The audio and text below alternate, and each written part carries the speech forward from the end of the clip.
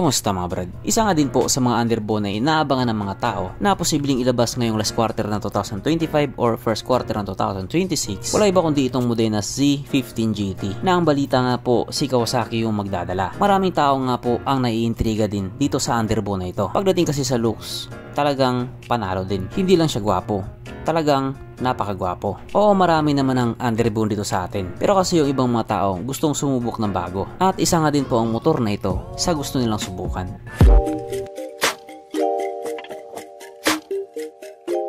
Pero syempre bago tayo magpatuloy, kung bago ka pa lamang napadpad dito sa aking walang kwentang channel, huwag ka na mag-subscribe. So yun na nga, ito nga po yung bagong underbone ngayon na nagtitrending nga po doon sa bansang Malaysia. Kahit nga po yung mga tao doon sa kanila, napahanga din dito sa motor na ito. Nagugupuhan nga daw po sila. At hindi lang yan, sapagkat yung mga naksubok nga po, sinasabi nila na ang sarap daw dalhin. Pero syempre dahil ito nga po ay underbone, ang tanong agad ng marami, makakahabol ba sa Raider yan?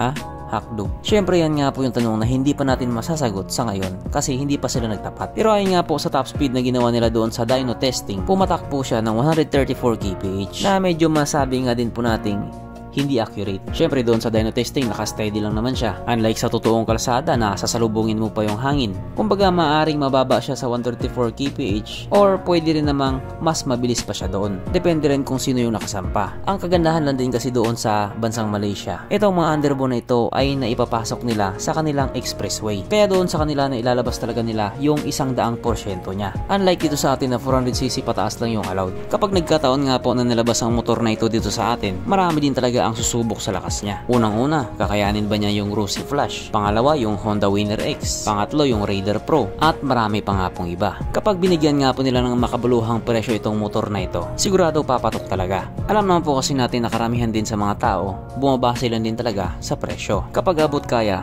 bibili. Kapag medyo mahal, ibabash na lang. Syempre ganun talaga. Kaya yan nga po yung aabangan natin. Pero kahit nga po ganun, wala pa din tayong bounce cape. Bye. Gunggong! Barinig kita sa mukha eh!